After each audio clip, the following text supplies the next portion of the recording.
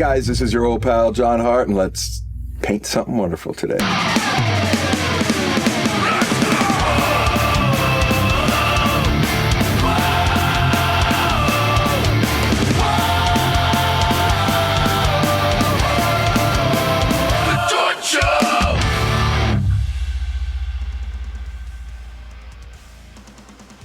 Last episode, I did an underpainting. This was supposed to be a pickle girl and a glass of beer, but now it's kind of like this guy or a sailor boy and a glass of beer, so we'll see where it's going.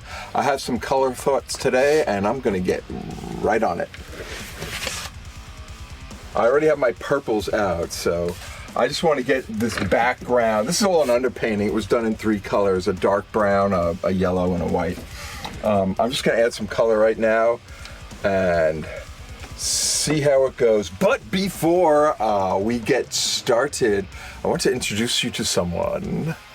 My friend, my neighbor, my fellow punk rocker, Daniel, whose last name is not Ruin. Daniel. Help me out, Daniel.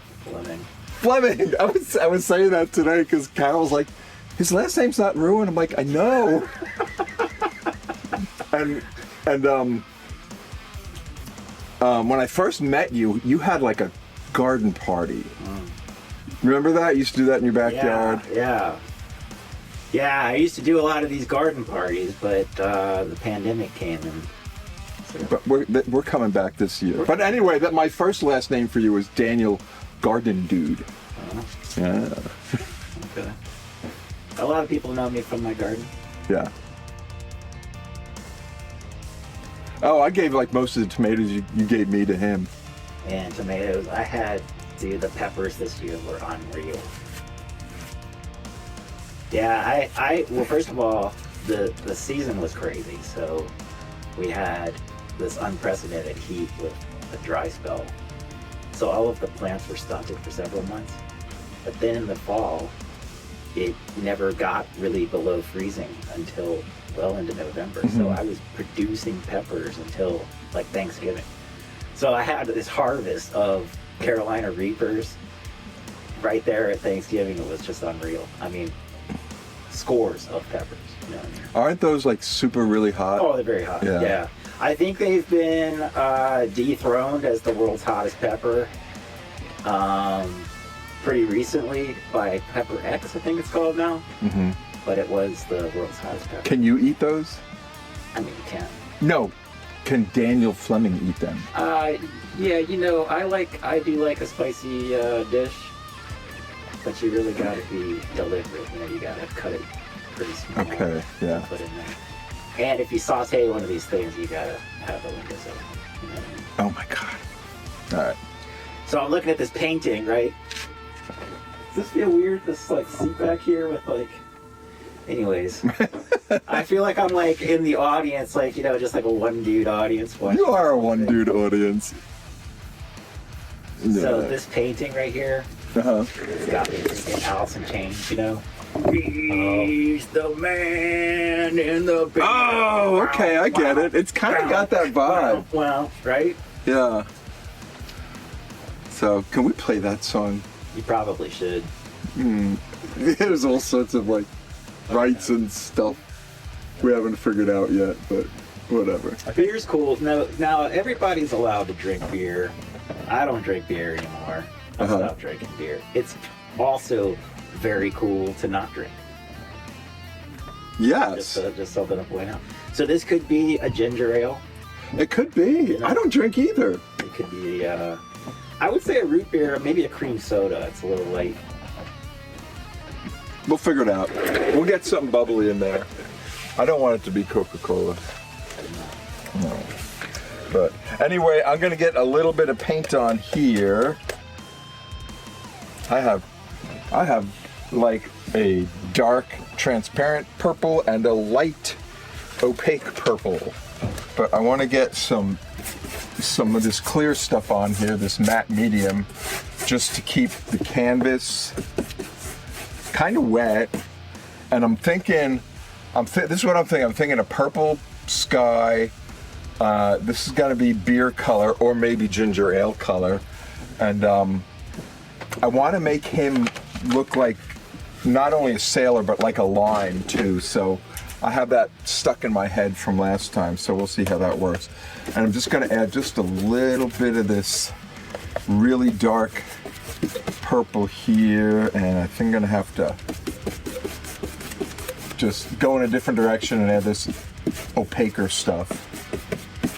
And what's going on here, there's like little, I think they're gonna be like cactuses. And I'm putting way too much on here, but I'll fix that up.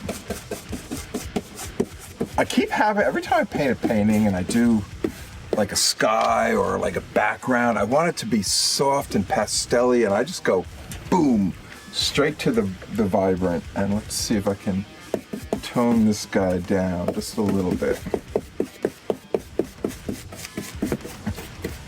And now I had those cactuses kind of you know, sketched in there, but they're gone. And that's kind of I don't like that. I think I want it to be more blue. I'm gonna add more blue here. I don't like that. That's too purpley. Let me get some blues on the palette. Because artists can change their mind.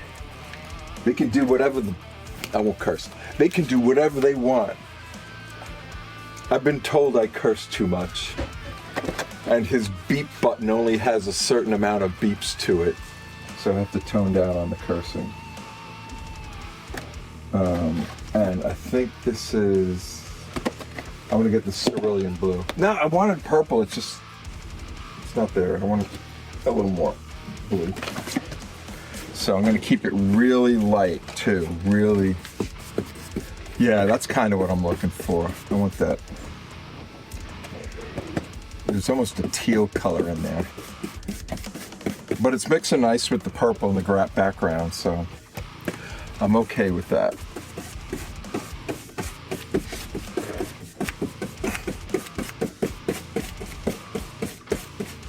And like I did the underpainting and like this yellow brown, and that's coming through a little bit.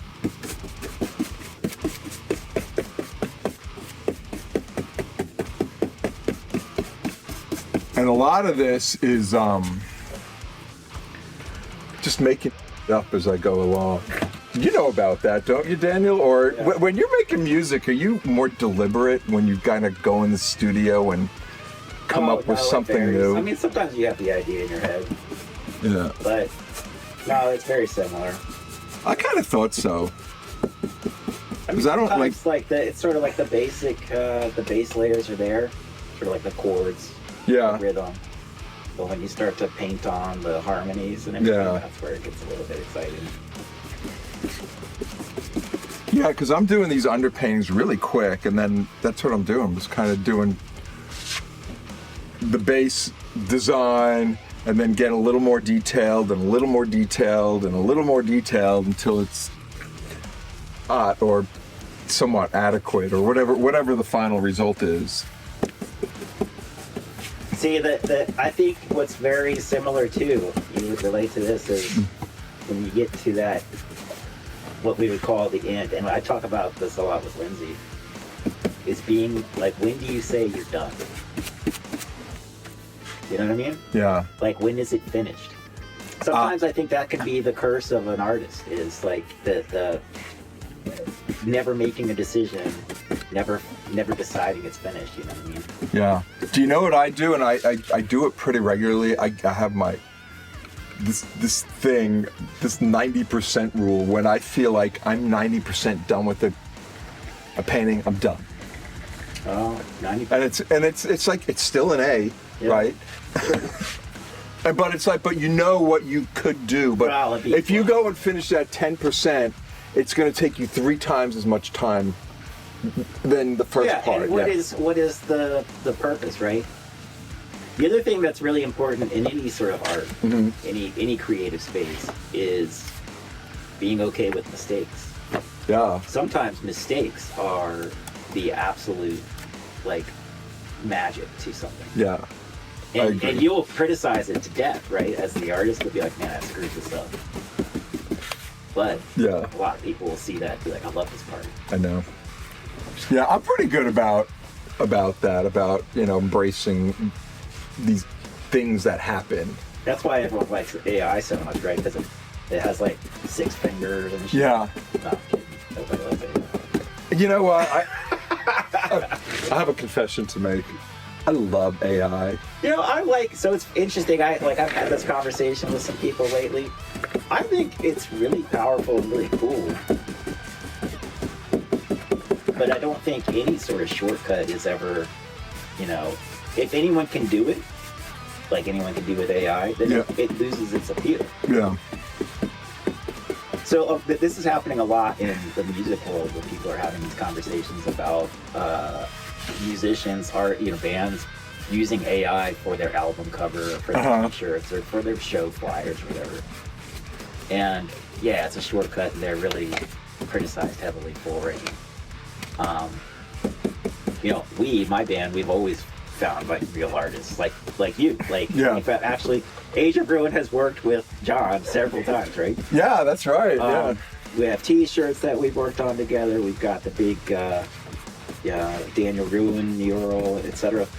I've been to several of your shows, live painting. Yeah. Live painting.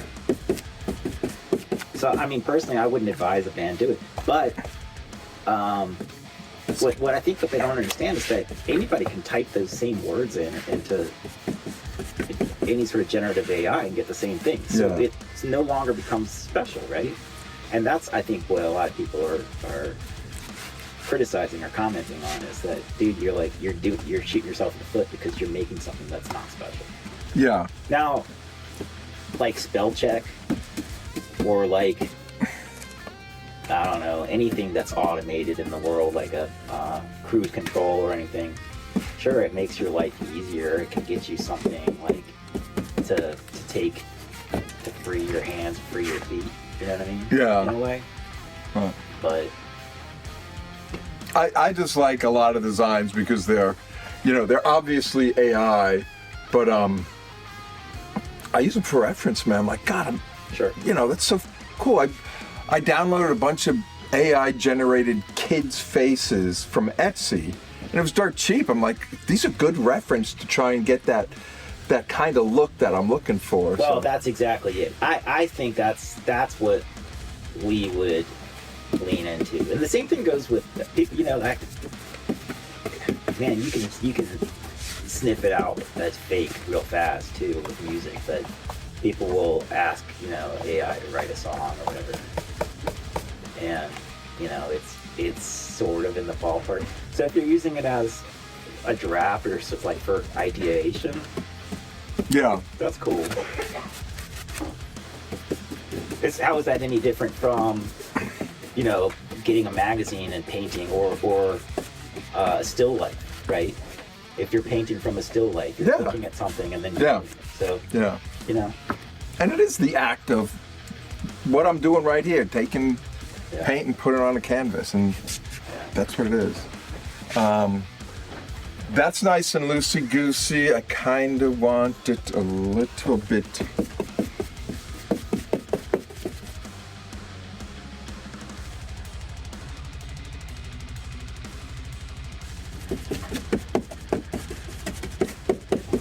And that's the cool thing about, doing the art. It's like he saw a reference to something that I'm definitely not referencing.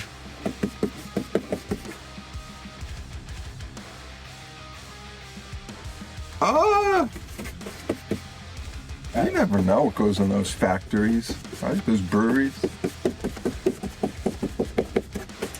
Okay. That's kind of got the vibe I want. And basically what I want to do here is get color here, define what color is going on there. I like what's going on there. Get the ground. I don't know what the ground is. I kind of feel like the ground needs to be lighter. I might do the ground right now. I'll just get some yellow ochre.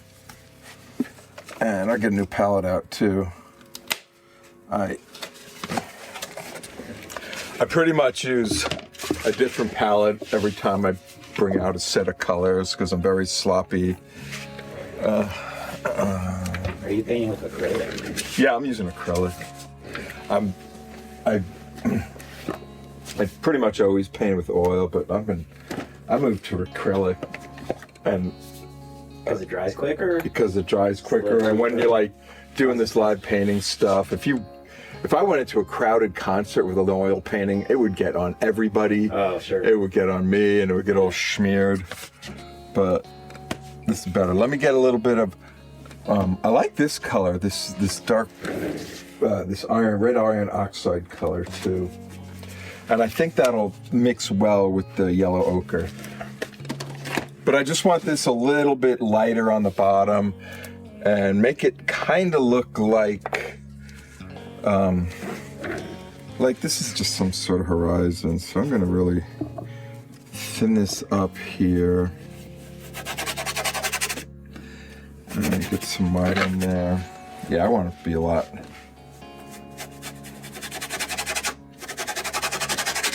lighter.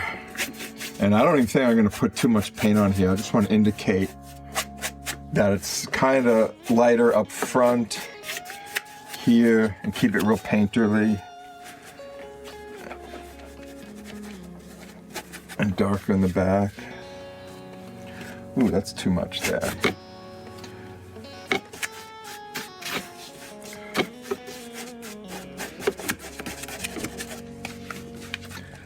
And I just want to indicate that shadow or just that weightiness that's underneath the glass there. So maybe it's like a reflection or something, but I just want a real dark line to say this is kind of where the glass ends and the floor begins. And let me get some of that red in here too. Looks pretty good.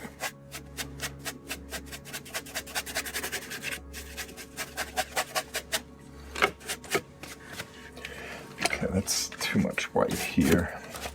Let me erase some of this.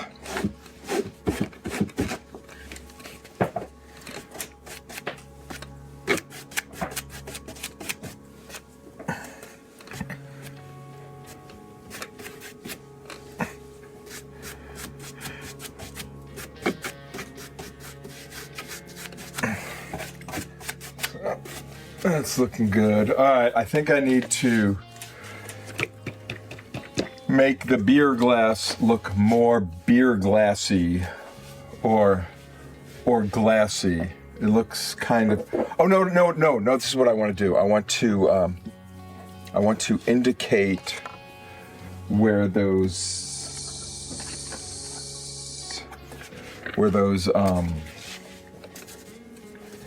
cactus are. I had them before and it kind of really helped. Seeing them there really helped me figure out how to lay things out here. So here's a cactus here. Maybe it'll be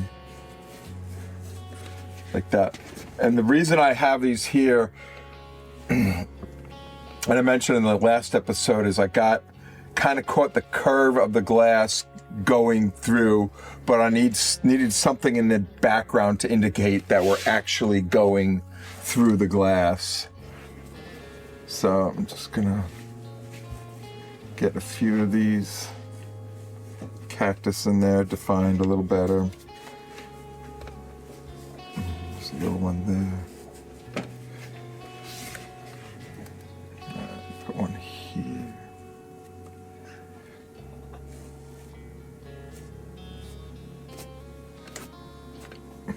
And then there was some here. Okay, that looks cactusy enough. Yeah, I like the blue in the background. So yeah, let me get some more yellow on here for the beer glass. Unless it's not beer, unless it's ginger ale. Man, I kind of like cream soda. My two favorites are cream soda and root beer. Those are my two favorite sodas. Interesting. They were always coupled, but I swear I probably haven't had one since I was a kid. the cream soda, we used to go over to the bank at the top of the street when I was a kid. Had a vending machine. Uh-huh. And A&W cream soda was always in that thing, and I used to love it. Oh, that's funny. Yeah, and you can't even find cream soda half the time in 7-Eleven. Well, you can, but it's all Coke product. It's all I don't Coke. know if it's popular anymore, or is it regional? I think it's just not popular nationwide. I mean, the colas kind of took over everything, right? I think today it's all the, The energy drinks. energy and like the different colors of Mountain Dew. Right? You know what I mean? Alright, so I think what I need to do here is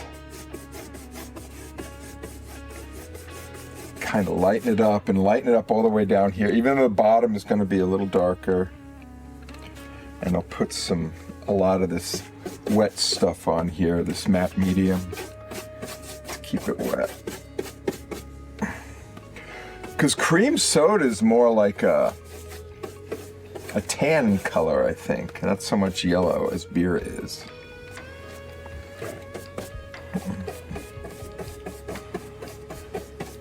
But when I drank, that's all I ever used to drink was beer. I didn't really drink mixed drinks.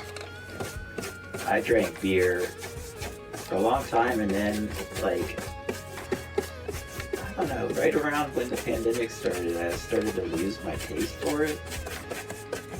Oh, really? Yeah, and I just didn't enjoy the taste anymore. Yeah. And then, so I kind of switched over to wine, and then a year and a half ago, I just stopped drinking altogether. There you go.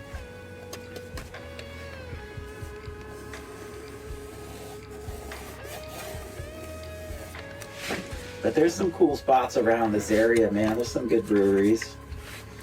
Well, I love Sinistral because That's such a great spot. yeah.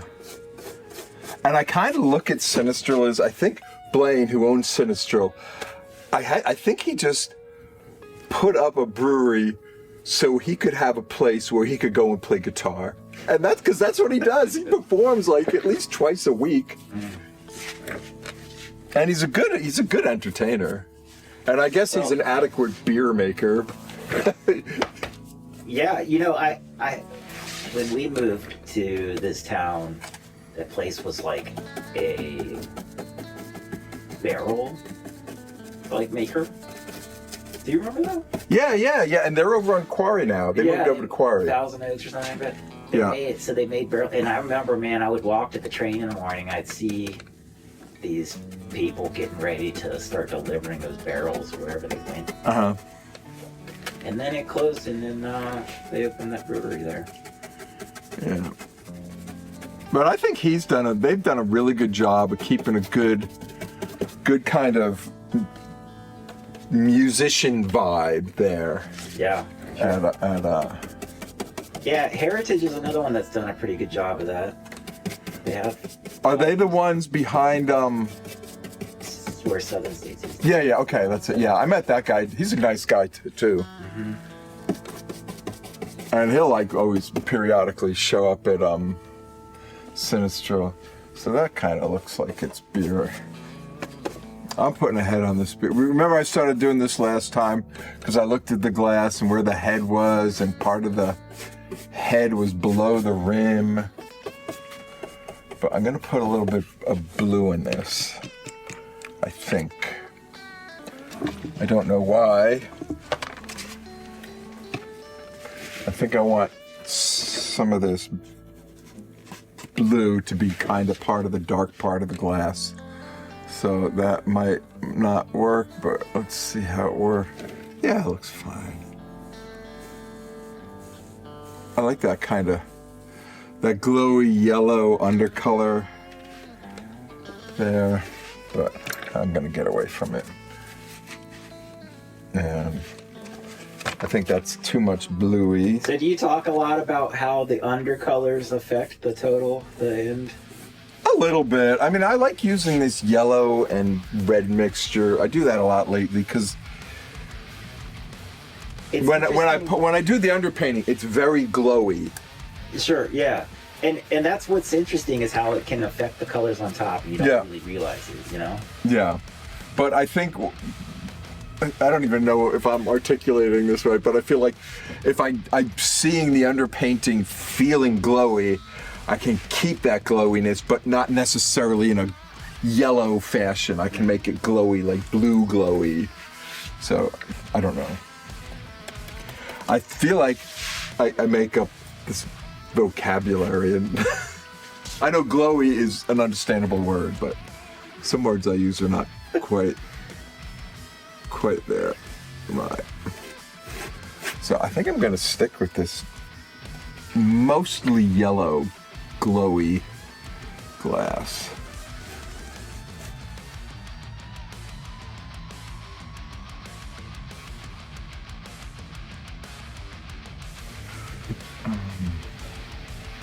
Let me figure out some colors. I want to kind of do the greens, and I'll get back to the beer glass now later. I want to do the greens.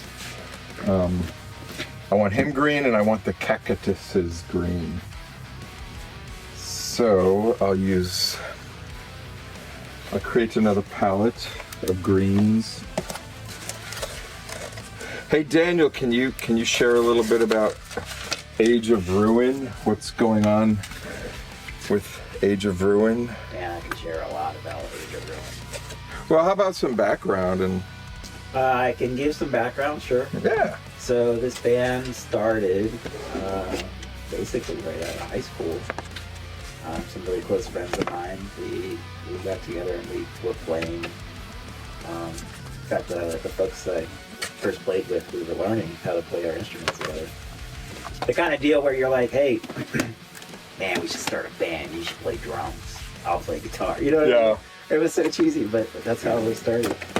And grew up together. And we ended up doing a lot of hitting the road, going on tour, seeing the whole country, and a lot of places, you know. But yeah, we've been working pretty hard this last year on a new record, which is going to be out very, very soon. In fact, I wager roughly around when this episode is coming out, it should be fully out. But several singles lined up throughout the beginning of 2025 into spring and summer. Got some music videos we've been working on. I listened to the sneak peek you sent to me. Yeah. I'm liking it. Cool. Yeah. A little different. I've been taking some Yeah, it's kind of taking some risks, if you will. Yeah. I don't know how I can articulate how it's different, but I noticed it was different. Yeah, you know, the band I play in, has always been, in fact, we would always describe it as a rock band that plays metal. So definitely the grooves are rock driven, right? Yeah. There's a swing to it. Typically the beat will come in just before the one on every measure, you know what I mean? It's got like definitely a rock vibe to it. But we've always played metal, and that's pushed our musicianship over the years pretty hard to where, you know, we've learned really how to play the instruments really well. But there comes a point in anything, I'm sure you can relate to this in painting or anything you do, whether it's, you know, construction, if you're building something, if, you know, there comes a point where just there's always somebody that can just master it so hard, so well, that it's, you know, anything that's artistic is not really a competition. You know, I should start with that. Yeah. I don't think of it at all as being a competition. Mm-hmm. We definitely have pushed ourselves so hard learning these instruments and learning how to play really well that we've wanted to step back and let the songs breathe. And so we really wrote these songs for the song. You know what I mean? Okay, that's pretty deep, man. And so I think the best description we've been given from a lot of people is that it sounds like our band has taken on some grunge elements to it. The vocals are, you know, sung a lot more than ever before. And you have a new vocalist as of like last year, right? Well, he's new, but he's not new. So Ben Swan was our vocalist, was our singer in 2004, 2005, on through 2000. Oh, cool. Yeah, he sang on a record we put out on Eulogy Recordings in 2004 called "The Tides of Tragedy." Mm-hmm.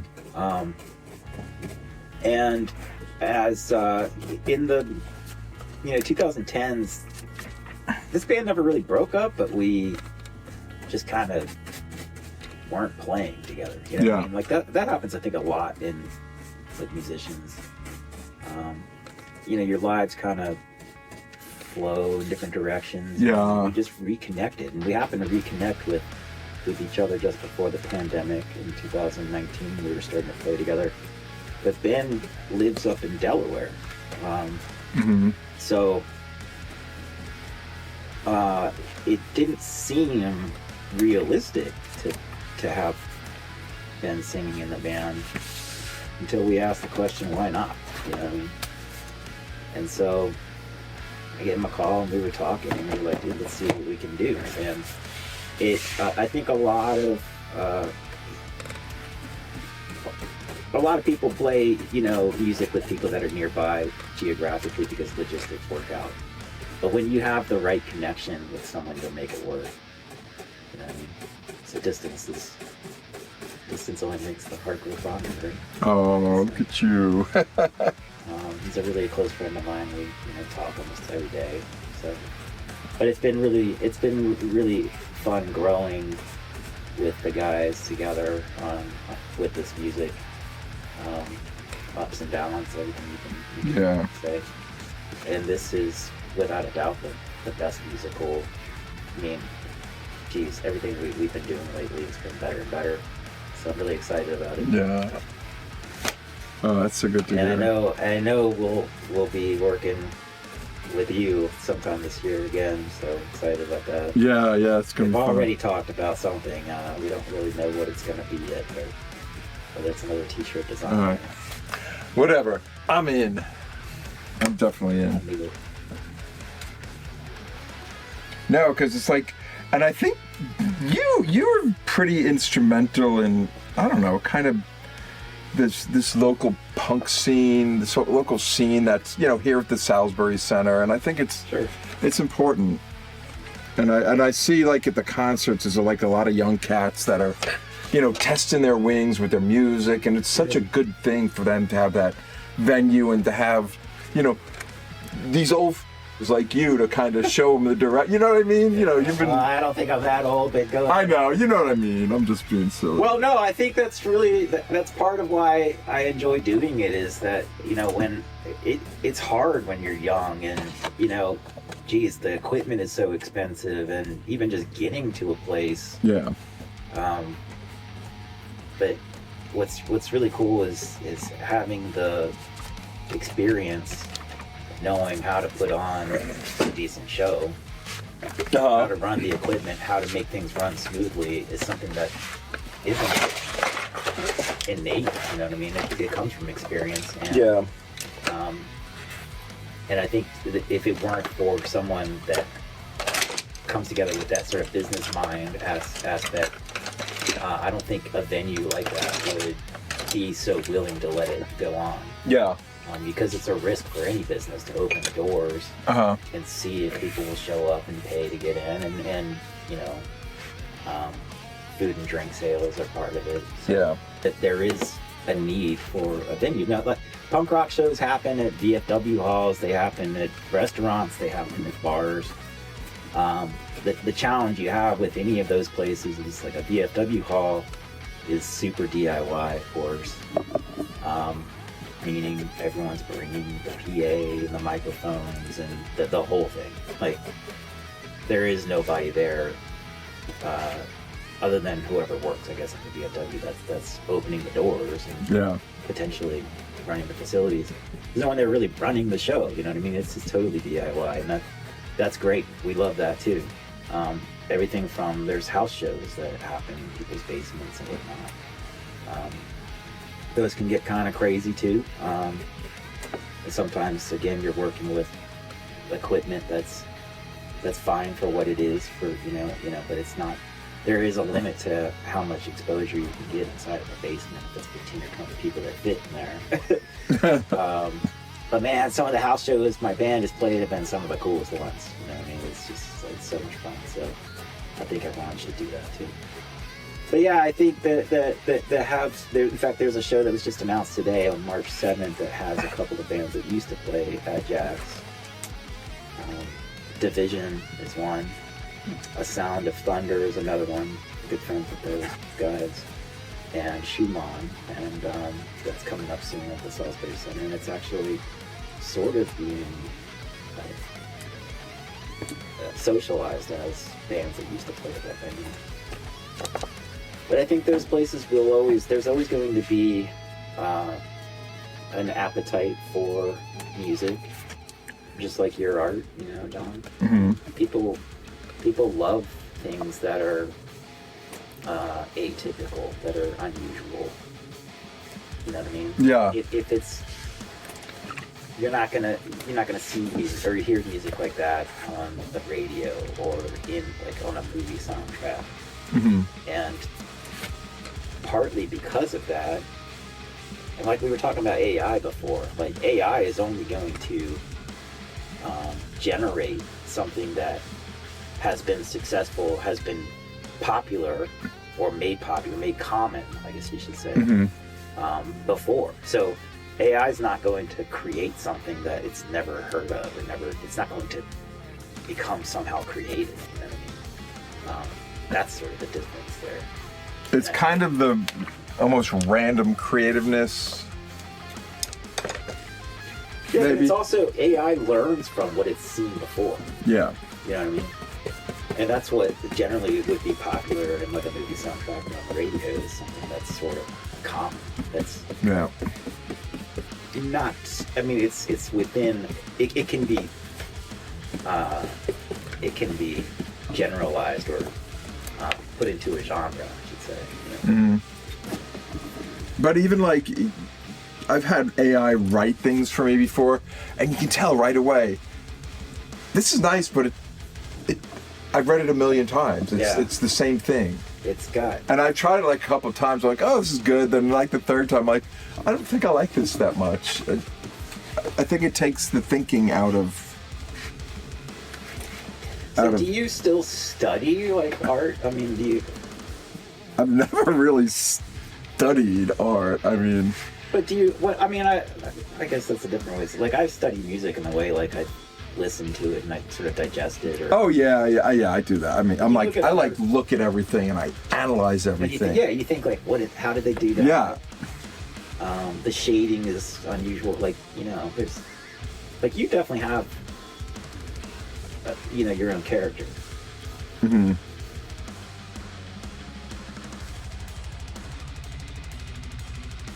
Yeah, I have a degree in communication design from Northern Virginia Community College.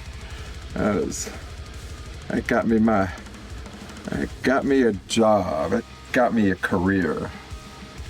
So, and I liked it. And that's one of those things. It's like, oh, I'm going to be a professional type of graphic designer, and it's like anything else. It runs its course. I'm like, oh, this was really fun and creative to begin with, but not anymore. All right. I think I'm going to make his eyes about the same shade. No, I'm not. I'm going to make his eyes eye color, whatever that is. I'm not going to worry about his eyes right now. I'm giving him a Dixie cup, though. That's what I said, right? This Sailor Cat. It's not what I said, but yes. Oh, yeah, you called it something else. Okay. Yeah, he said something vulgar. But we wore like these, when I was in the Navy, we wore these white Dixie cups, but I remember seeing other navies with like a blue stripe, and that might be France or something, and I kind of want to include that here. Or it might be NATO or something, I don't even know.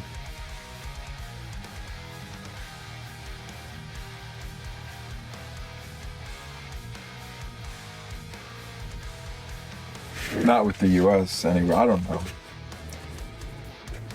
Were you on the boat with Maverick? With Maverick? I don't know what Wasn't that. Maverick in the Navy, not the Air Force? Who's Top Gun. Maverick? The TV show. Oh, from the TV show. Maverick, not MacGyver. Maverick, the Top Gun. Oh, no. Oh, that was out when I was in the Navy, and like all these guys, a bunch of guys I worked with were trying to get in the Top Gun program, and they were all. Was it a dicks. legit program? It was at Yeah, San where they Diego? took enlisted men and got them into the seats of fighters. A friend of mine who lives right here in Manassas, you might know him, Rich Garcia. No, you would know him. He did that. Really? Yeah. I know when I go to San Diego, I see the Kansas City barbecue place. I'm like, that's where it happened, man. The Kansas, was that in the movie? Yeah, so they went to Oh. dude, man, come on. You don't know your classics? All right, so Dude, I'm sorry. I they don't went like to- to remember Do you remember shit. when they played? Dude played Great Balls of Fire, Goose.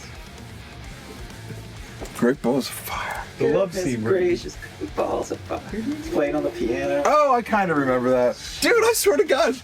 I watch a movie. 6 months later, I won't remember that I watched the movie. And if I start watching the movie again, I won't remember anything about it until like near the end. I'm like, this seems kind of familiar. Lindsay and I went to see Nosferatu on Christmas Day. How was that? Dude, it was good. Oh, I can't wait. It was like very beautiful. Like it was really enjoyable just to watch. Oh, that's good to hear. You know what else Was it in black and white? No. Okay. But it was very toned, like Okay, yeah. gray and dark. You know what I mean? Like, Yeah. What was kind of cool is because, dude, it's a remake from 102 years ago. I remember I watched the first one. Like, The guy who walked like this and Yeah. scared the out of everyone. dude, 102 years. Like, think about that. If like someone does something you did 100 years from now, you've done something right. Right? But what was cool is because that was a silent movie. Mm-hmm. So obviously, like if there's dialogue, right? It's they cut to a screen with the text on it. Oh, did they kind of do that in the movie? Well, no, not that, but they did do like a few title screens like that, which was I thought really cool. Yeah. I don't know, it was just really enjoyable. And Daniel can't go to a movie and not get into the photo booth, Oh, right? so you got? Yeah, we went to the photo booth. They have those in movies? He took don't a know what a picture. photo He didn't get booth is? lucky. He took a picture with his old lady. Like a photo booth. Oh, okay. You know what a photo booth I is? do. I didn't realize they were at movie theaters. Dudes hasn't seen Top Gun. All right, we're getting No, we're I going just- down the list. Hasn't seen Top Gun. Doesn't No, know I what saw photo Top booth Gun 100 years ago when is. it came All right, out. 100 years ago, that's when Nosferatu came out. Okay. Oh, I saw that too 100 years ago. I would go see horror movies all the time if I had someone to go with. Dude, Lindsay will go with you any day of the week All right. to a horror movie. That's funny. Yeah, she loves horror movies. Yeah. I like them too because it gives you a feeling that you probably will never get in in real life. You know, just this terror feeling that, I don't know. Hopefully you don't. Yeah, hopefully, yeah. That's the hope, right? You know, Yeah. Okay, he's coming out good. His hat looks good. I got to figure out what to do with his eyes here. I'll do the same color with his eyes. Yeah. But my brother-in-law, he'll go to the movies. He'll take me to horror movies. So, but I don't remember what I see.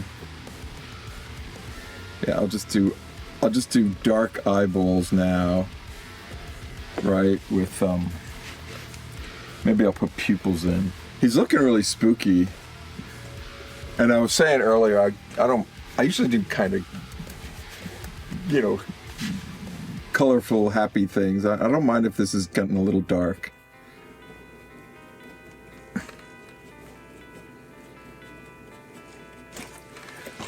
Yeah, I kind of like that, okay. Man, that's part of the reason I like working with you is because there's like this juxtaposition of the music that I like, you know what I mean?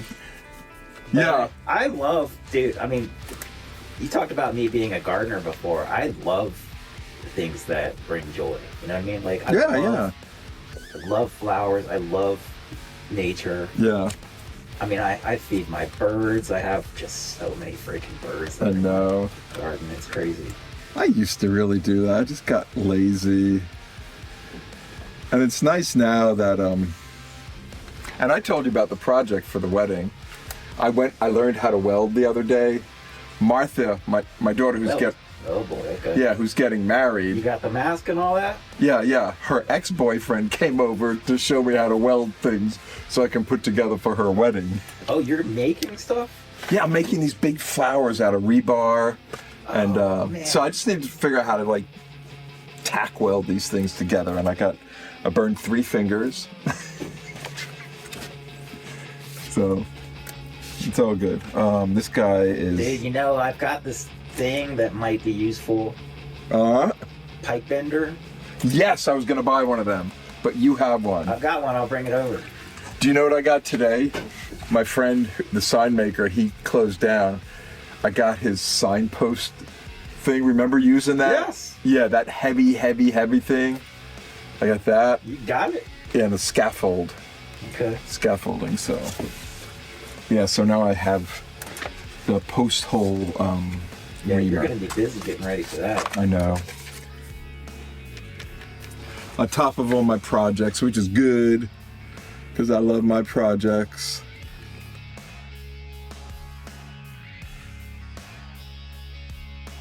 I gotta start getting my clients together for the summer.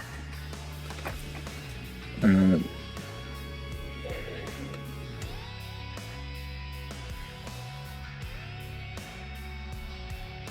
so I'm just kind of sitting here doing details and stuff.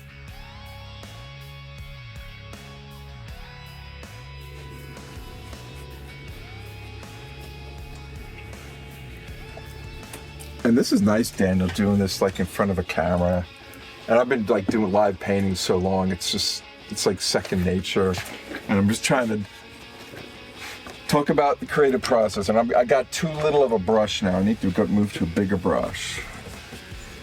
So I feel like you said the devil's in the details, but I think the details are the devil. So, Oh, totally. I know what you mean. So I want to kind of get a little looser here, and I think that's working out here. It's not seeing the forest for the trees. Yeah, it's like again, sitting right here. Because you were showing me last episode, I was sitting there like, oh, this looks okay. He's like, you gotta look it through. You have to look at it through the screen. And darn if you're not a little bit correct once in a while.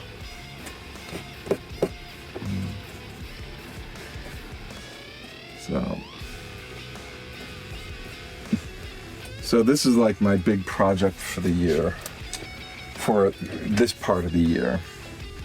That would be nice if we can make this takes off and we can just kind of keep doing this, because I like doing this a lot.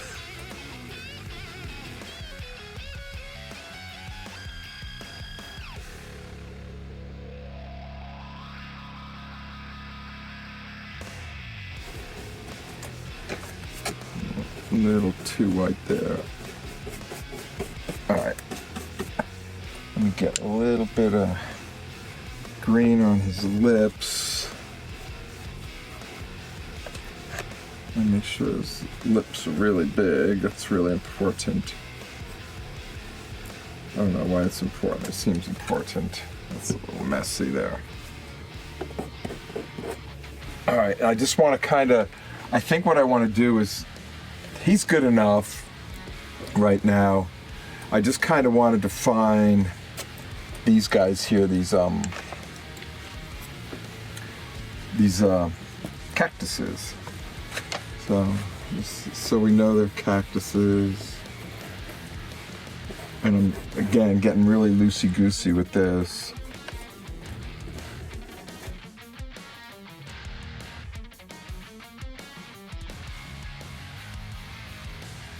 I need to finish things up, and if there's anything glaringly out of proportion now, or out of... Oh, that's kind of a nice vibe here, getting that light green over the dark green. Okay.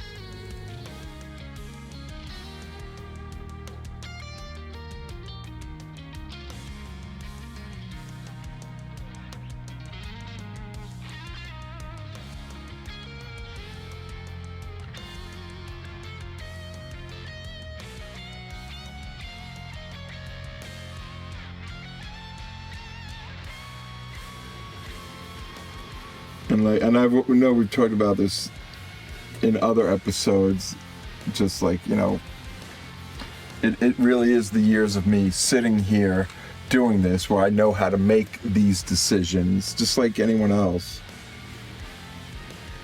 Like musicians who are trying to write a song.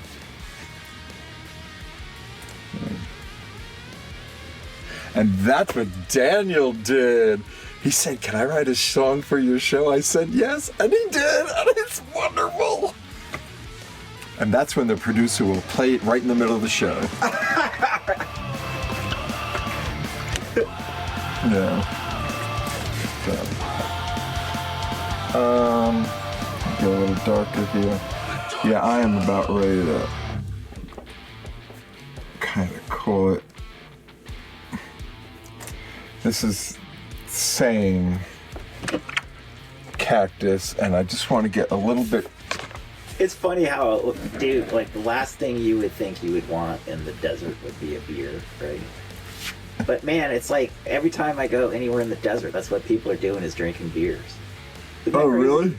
Yeah, you go to Arizona or, you know, Utah, Colorado, any of these places, the high desert, they love drinking beer out there. Yeah. There you go. Man, I want to say it's been 10 years or something. I went one time I went to New Mexico. New Mexico, for whatever reason, is famous for these green chilies. You know what I mean? Green peppers. And we went down, it was July. We went from Santa Fe. Santa Fe is like 7,000 feet elevation, so it's fairly high up, you know what I mean? It's higher than Denver, a lot of people know that. Mm-hmm. We drove down to Carlsbad, which is like south central, maybe a little east of central, but it's southern part of the state. And on the way down, you know, it's probably a 4 or 5 hour drive. You're going downhill the whole time. It's getting closer and closer to the sea level. It's like 120 degrees. You get down there in Carlsbad in July. It's so hot. And, Wow. That's what everyone wanted. Hey, you want to go get a beer? So they had this green chili beer, and I had to try it. And? I don't recommend it. Oh, okay. But they put green chilies in everything in Mexico.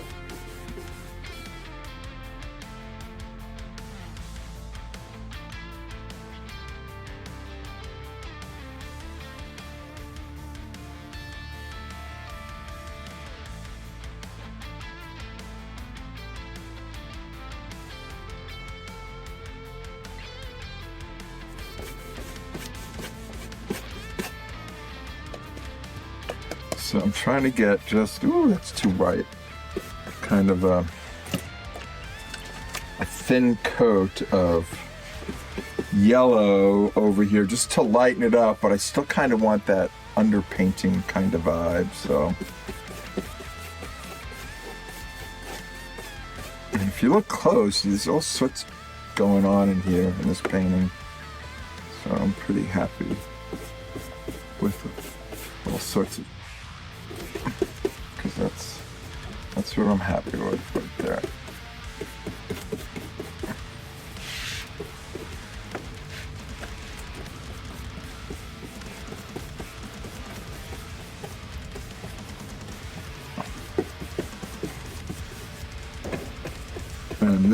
And I've said this before, it's like I'm learning more and more how important it is to be loose and not try and be exact about painting.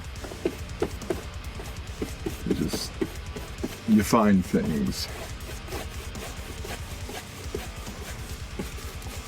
Okay, that's good. I still want to see kind of the darkness of where the horizon is there. It's not as believable as I want it to be, but it's kind of there.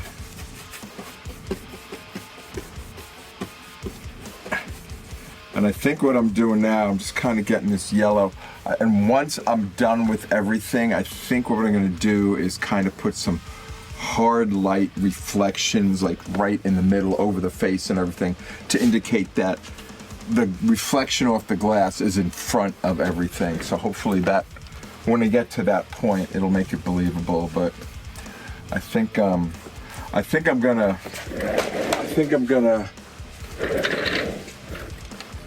finish the back and then call it a day, because I'm getting close to that wall. So that's the back of the glass, right? And then we had kind of the shadow of that, and that is too hard a line. So we know that's there. The shadow is going to be darker. And let me just put a little bit of a reflection right down here to indicate something's going on here. And I'll probably paint over this a little bit, but this is, spit on there, get it a little wet. That was too sharp a line, but that'll kind of indicate that there's some sort of reflection going on here. But for now, I'm done. I had my old pal Daniel stop by. Thanks for coming by and checking this out. You have any words of parting? I heard something cool today. You know how people say you only live once? Yeah. You only die once. You live every day. Ooh, I like that. That's good to remember. So with that, thanks for checking in. I appreciate your time visiting me. If you're an artist, a creator of anything, go out, create today, create something wonderful.